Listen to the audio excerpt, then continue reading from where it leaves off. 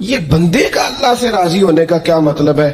تو امام صاحب فرمانے لگے رب تو کریم ہی بڑا ہے، یتیم کے سر پہ ہاتھ پھیر دو راضی ہو جاتا ہے، وہ طوائف کتے کو پانی پلا دے تو مالک راضی ہو جاتا ہے، وہ تو مہربانی بڑا ہے، تم نے رو کے 2 آنسو بہا دیے وہ راضی ہو جاتا ہے۔ فرماتے بندے کا مسئلہ ہے، مسئلہ تو بندے کا ہے، یہ راضی ہوتا ہی نہیں، یہ ہر وقت شکوے کرتا ہے، ہر وقت شکایات کرتا ہے، ہر وقت اس کا ذہن الجھا رہتا ہے، ہر وقت کوئی نہ کوئی نئی چیز کا مطالبہ کرتا ہے۔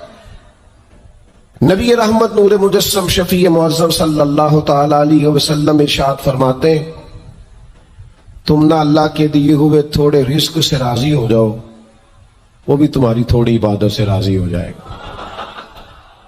لیکن ہمارا حال یہ ہے کہ ہمیں سب کچھ چاہیے، اور نتیجے میں اگر کوئی خدمت کرنی پڑے، کوئی ڈیوٹی کرنی پڑے، کوئی کام کرنا پڑے تو اس کے لیے ہم تیار نہیں ہوتے۔ عزیز بھائیوں سمجھیے گا، غور فرمائیے گا، توجہ کیجیے گا اس بات پر کہ ہمیں ہر حال میں اپنے رب سے راضی رہنا۔ آزمائش آ جاتی ہے، دکھ آ جاتے ہیں، محنت پوری کریں، جدوجہد پوری کریں، جو کام آپ کرنے جا رہے ہیں اس کے لیے جتنے ضروری اسباب ہیں وہ جمع سارے کریں، لیکن نتیجہ اللہ پہ چھوڑ دیں، رزلٹ اپنی مرضی کا نہ مانگیں۔ یہ عقیدہ توحید یہ ہے کہ نتیجہ جو رب ہمارے لیے نکالے وہ نتیجہ ہمیں قبول ہونا چاہیے۔ درویش نے ایک جملے میں بات ختم کر دی، وہ کہتے ہیں دکھ قبول محمد بخشا، بس راضی رہن پیارے۔ اگر پیارے راضی ہیں دکھ دینے میں تو پھر ہمیں یہ دکھ قبول ہے، اور کئی دفعہ قبول ہے۔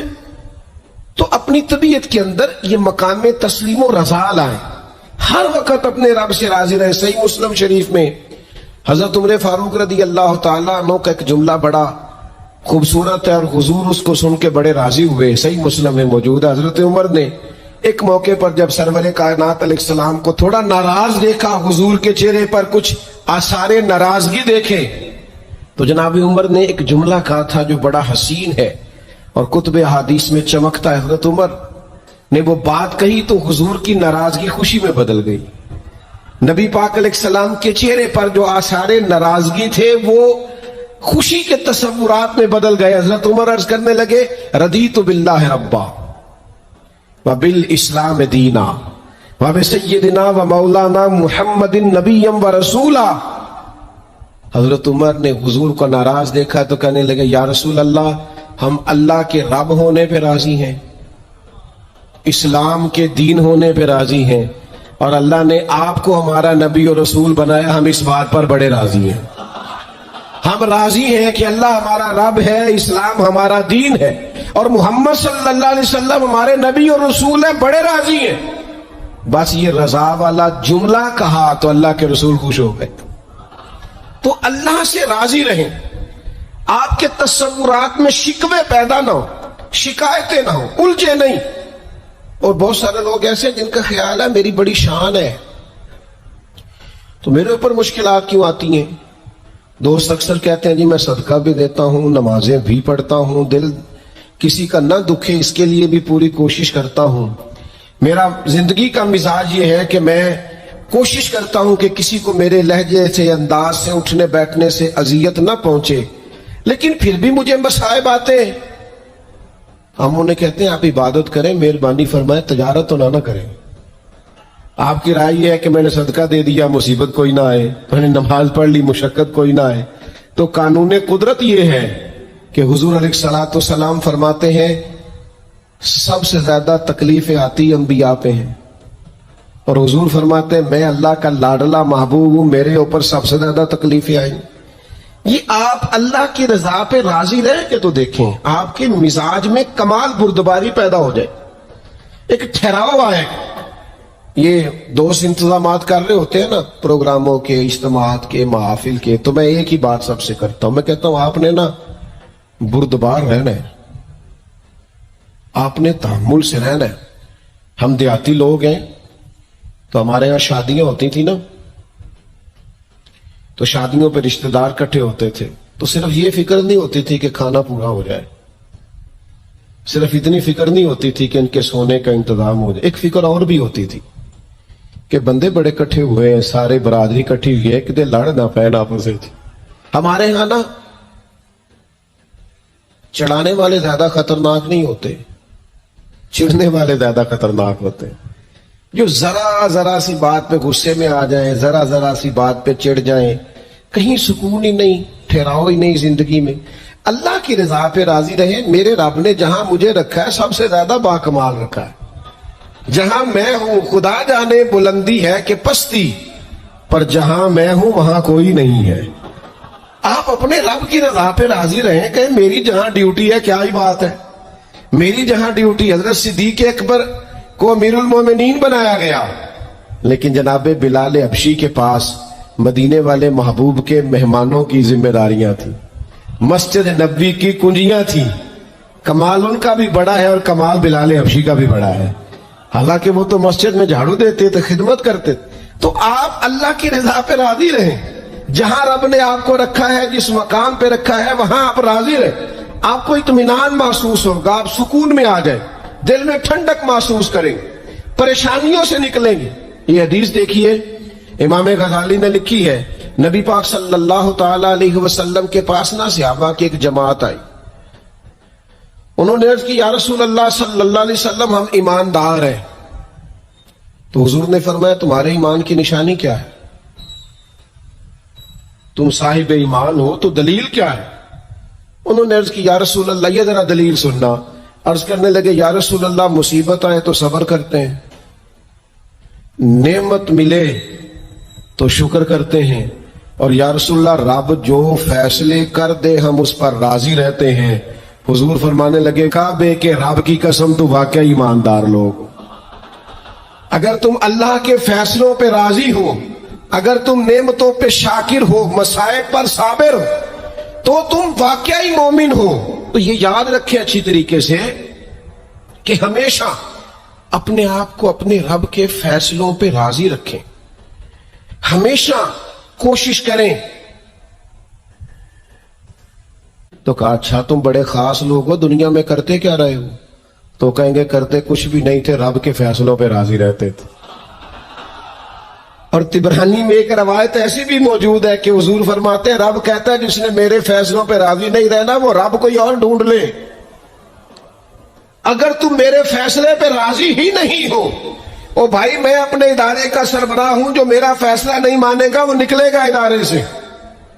میں اپنی جماعت اور تنظیم کے تعلق سے کوشش کروں گا کہ امیر کی اطاعت کا سبق دوں. اگر کوئی نظم و ضبط درست نہیں کرے گا, یہ ایک حال ہے یہاں کے جو مینجمنٹ کے کام ہے, معاملات ہے, ایک سربراہ آپ نے بنایا ہوتا ہے, اب اس کی اگر بات نہیں مانے گا کوئی ورکر, کوئی کام کرنے والا, تو یقیناً وہ کہیں گے کہ میاں آپ بات نہیں مان رہے, تمہارا نظم و ضبط خراب ہوتا ہے.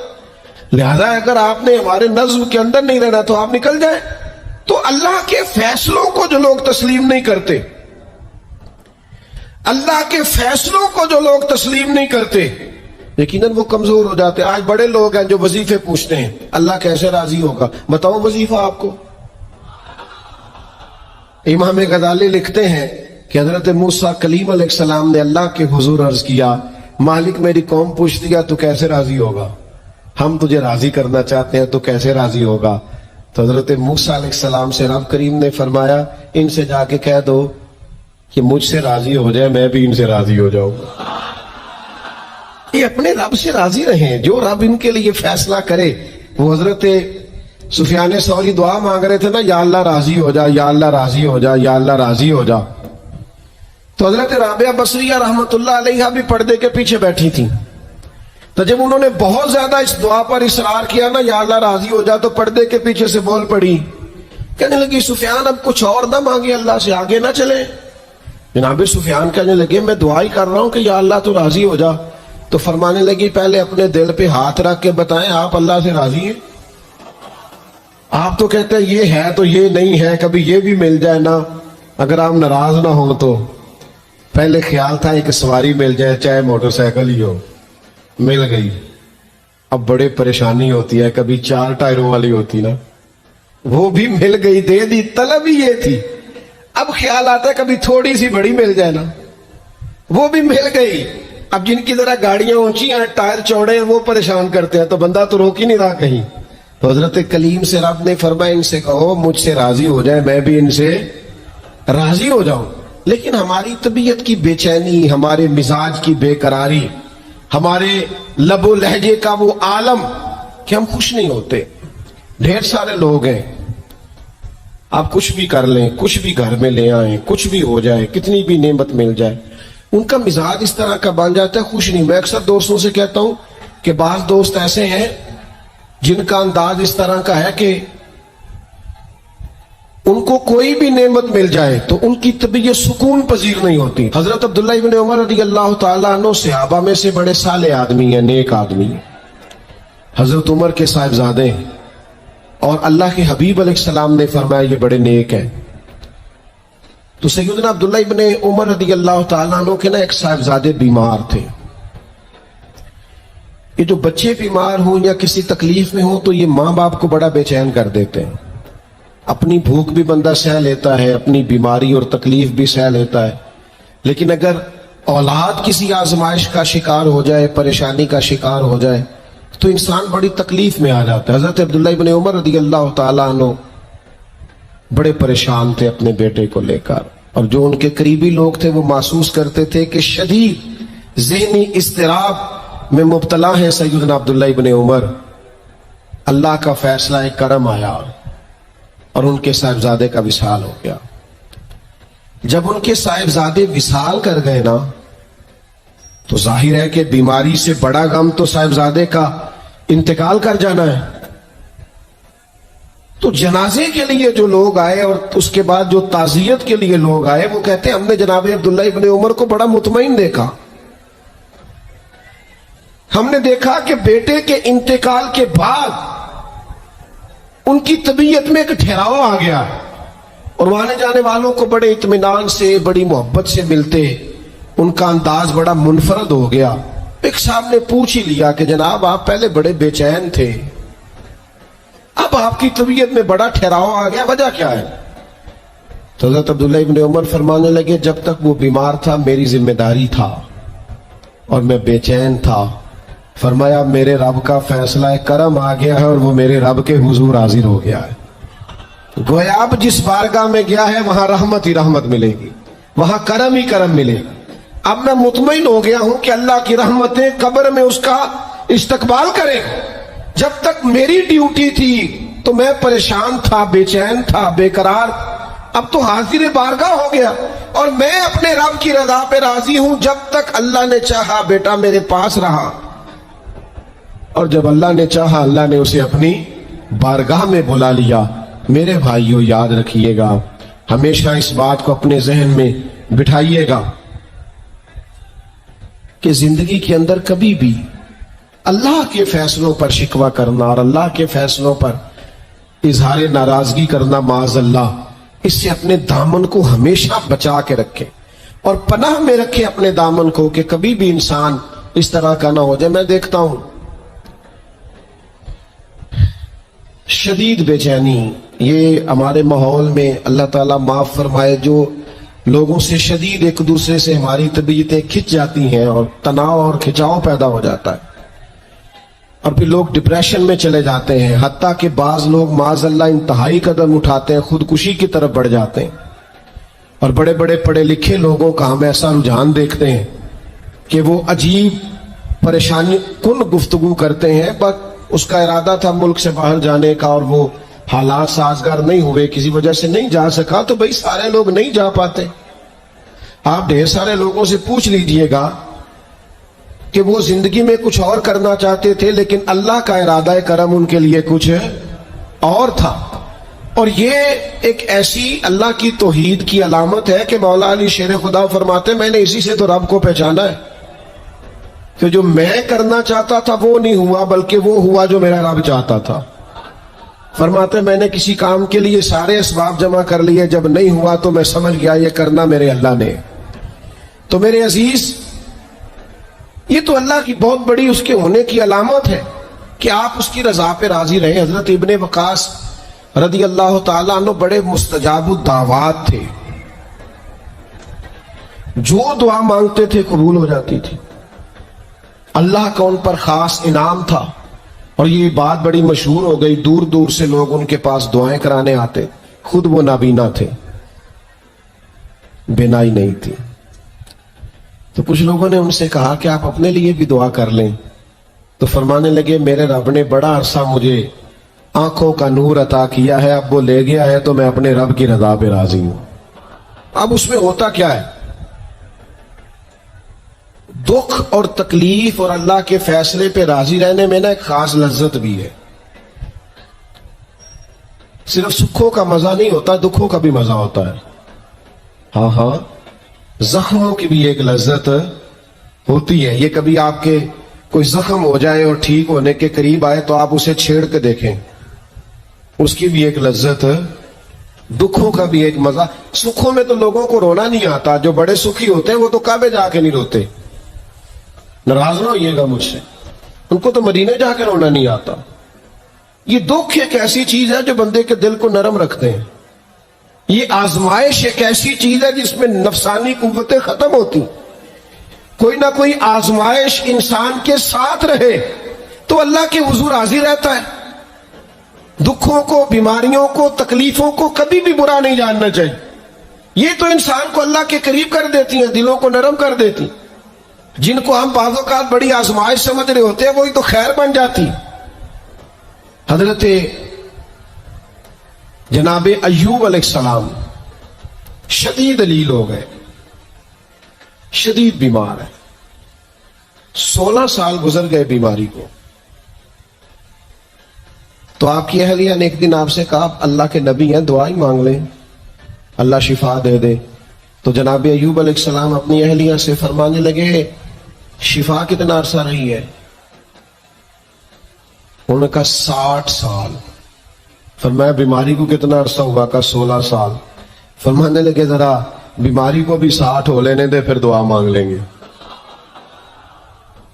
ہو لینے دے ذرا 60 سال۔ اللہ کی رضا پہ راضی رہنے کا فیصلہ کیا۔ آپ کی زبان مبارک سے یہ جملے نکلے کہ 60 سال ہو جائیں گے تو کر لوں گا دعا، اللہ تعالیٰ نے اسی وقت شفا عطا فرما دی، ٹھیک ہو گئے جناب ایوب۔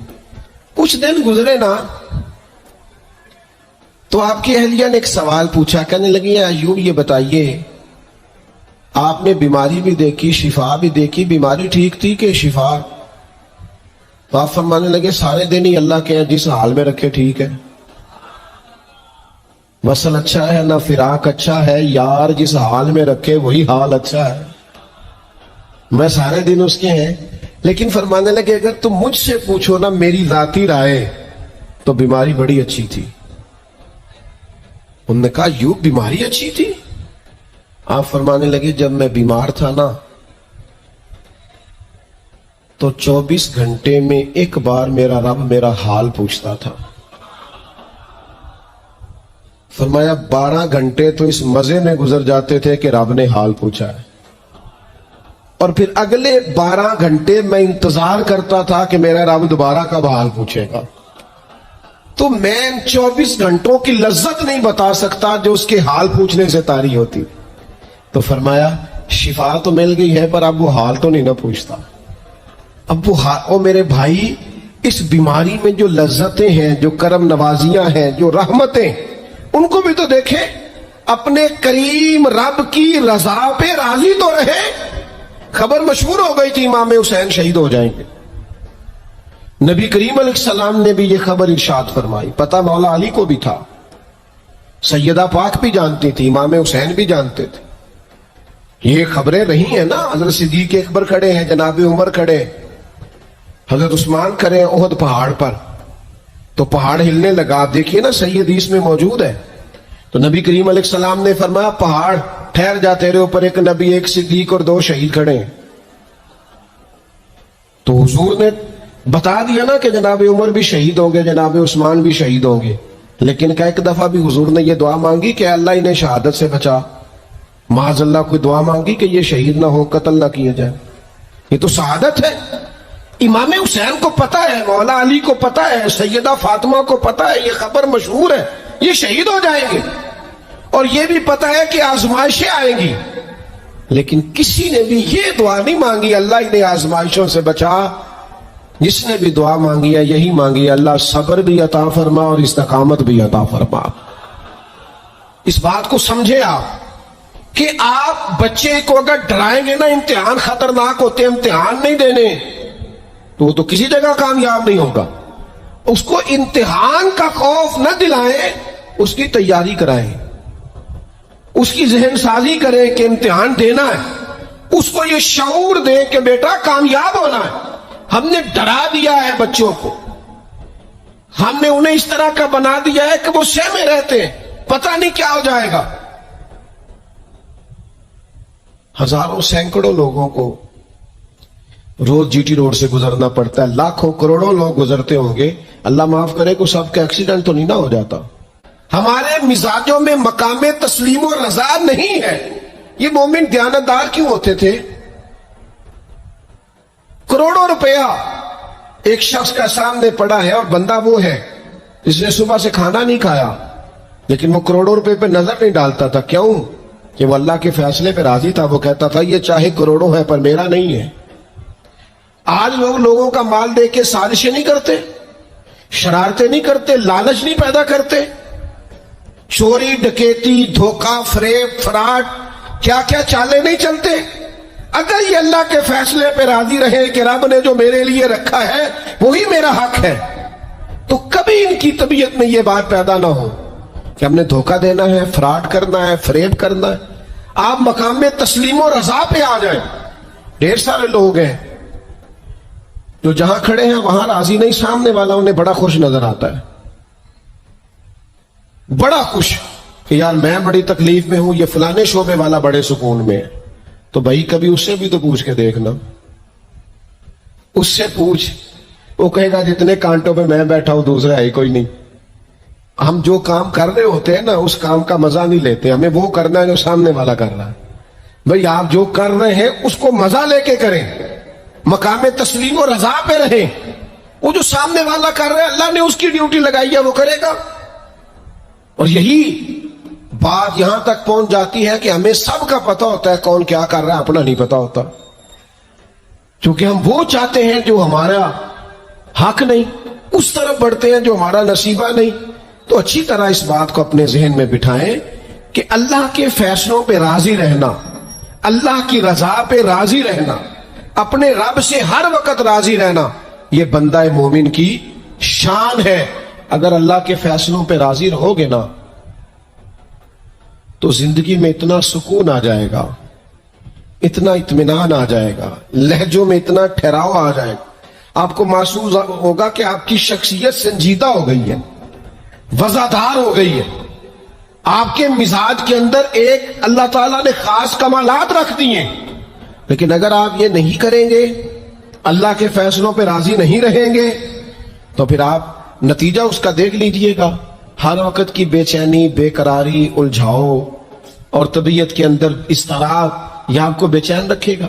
ہم اپنی زندگی میں اگر تھوڑا سا یہ والا فیصلہ لے آئیں، آپ دیکھیں نا، انداز دیکھیں، 14 لوگ شہید ہو گئے تھے بدر میں، ان میں سے تو کوئی کسی صوبے کا گورنر نہیں بنا، انہوں نے تو مکہ کو فتح ہوتے نہیں دیکھا، انہوں نے تو روم کو، یمن کو، شام کو فتح ہوتے نہیں دیکھا۔ لیکن یاد رکھیے گا ان 14 لوگوں کا خون بنیاد بنا تھا کہ اللہ نے اسلام کو طاقتیں اور قوتیں عطا فرمائے۔ وہ اللہ کے فیصلوں پہ راضی تھے کہ ہم نے یہاں جان دینی ہے، انہوں نے پیش کی۔ بعد میں عروج آیا، کمال آیا، اذا جاء نصر اللہ والفتح، اللہ نے مدد کی، فتح آ گئی۔ لیکن ان لوگوں نے اس وقت یہ فیصلہ کیا کہ ہمیں اللہ کی رضا کے لیے ڈٹنا ہے، کھڑے ہونا ہے، تو سب لوگ، میں اکثر کہتا ہوں یہ تحریک ختم نبوت پر لوگ کلام کرتے ہیں تو قائدین کا، علماء کا نام لیتے ہیں، میں کہتا ہوں بالکل ٹھیک ہے، ان لوگوں نے بڑی خدمات سر انجام دی، لیکن جو ان کے پیچھے لوگ تھے، جو کوششیں کرتے رہے، جو عوامی طاقت تھی، ان سب کی ہمتیں بھی شامل ہیں۔ میں الحمدللہ آیا ہوں یہاں اور سیدھا آ کے بیان کر کے نکل کے جا رہا ہوں، تو یہ سارا کچھ میری کاوش نہیں ہے، یہ تو جو لوگ آدھی رات کو سڑک پہ پوسٹر لگاتے رہے، دن کو یہاں آتے رہے، رات جاگتے رہے، محنت کرتے رہے، پریشان ہوتے رہے، الجھتے رہے، یہ تو ان لوگوں کی کاوش، یہ ان لوگوں کا کمال ہے۔ ہم سمجھتے نہیں اس چیز کو۔ جب تک آپ اپنے مزاج میں ٹھہراؤ نہیں لاتے اور چھوڑ دیں دوسروں کا کام اپنے کھاتے میں ڈالنا، یہ بھی میرا ہے، یہ بھی میرا ہے، یہ بھی میں نے کیا، یہ بھی میں، اس سے بھی بے چینی پیدا ہوتی۔ ہم نے جو کیا ہے اس حد تک رہیں اور اللہ تبارک و تعالیٰ کے فیصلے پر سر تسلیم خم کریں۔ یقین کرو اللہ کا فیصلہ کیسے ماننا ہے، اس کی اگر کسی نے صحیح تصویر دیکھنی ہے تو واقعہ کربلا کو دیکھیں۔ یعنی کائنات کے وہ لوگ جن کا خاندان بھی سب سے اونچا ہے، حسب بھی سب سے اونچا، نسب بھی سب سے اونچا، کمال بھی سب سے اونچا، وزاداری بھی سب سے اونچی، علم، فضل، شہرت، عزت، وقار، شرافت، نجابت، ہر چیز میں وراء الورا ہے، لیکن ان کی کیفیت میرے عزیز یہ ہے کہ امام علی مقام کے سامنے ان کی ساری اولاد شہید ہو گئی۔ یہاں نہ اس اتنے بڑے مجمع میں کسی کی کٹی ہوئی انگلی پھینک دی جائے نا، انگلی کا ٹکڑا انسانی انگلی کا، تو لوگ خوف سے بھاگ جائے۔ ہم باتیں سن لیتے ہیں، کر لیتے ہیں، ہم سمجھتے نہیں کہ یہ کتنا عجیب منظر ہے۔ آپ یہ بات سمجھ سکتے ہیں کہ حضرت عباس کے بازو کٹے، پورے پورے بازو کاٹ ڈالے گئے تو کیسا منظر ہوگا؟ اور امام حسین کا سر کاٹ کے نیزے پہ لگا دیا گیا، باقی جسم اتھر کربلا میں پڑا ہے، اور سر بھیج دیا گیا دمشق میں، تو کیسی منظر کشی ہوگی۔ لیکن امام حسین سے لے کر جناب زینب تک اور امام حسین سے لے کر امام زین العابدین تک آپ کو جو بندہ بھی ملے گا رب کی رضا پہ راضی ملے گا، کسی جگہ وہ شکوہ کرتے نظر نہیں آتے۔ وہ سمجھتے ہیں یہ ہمارے رب کی مرضی، ہم اس پہ راضی ہیں، جب تک نانا کے کندھوں پہ تب بھی راضی ہیں، اور جب گھوڑے کی پشت پہ ہیں تب بھی راضی ہیں، اور جب مدینے سے پردیسی ہو کے نکل رہے ہیں پھر بھی راضی ہیں، اور جب سر کاٹ کے نیزے پہ لگا دیے گئے ہیں تب بھی راضی ہیں۔ ہر حال میں اللہ کی رضا پہ راضی، رضی اللہ عنہم ورضوا عنہ، وہ اللہ سے راضی ہیں اور اللہ ان سے راضی ہے۔ کوشش کرنی ہے کہ اپنے بچوں کو واقعہ کربلا اس انداز میں سنایا جائے کہ ان کے اندر جرت پیدا ہو، جرت اظہار پیدا ہو، حق کا جذبہ پیدا ہو۔ امام حسین کی شہادت اس لہجے میں کبھی نہ سنے نہ بیان کریں کہ جس سے کوئی کمزوری اپنی طبیعت میں پیدا ہو۔ امام علی مقام رضی اللہ تعالیٰ عنہ کا نام جرت کی علامت۔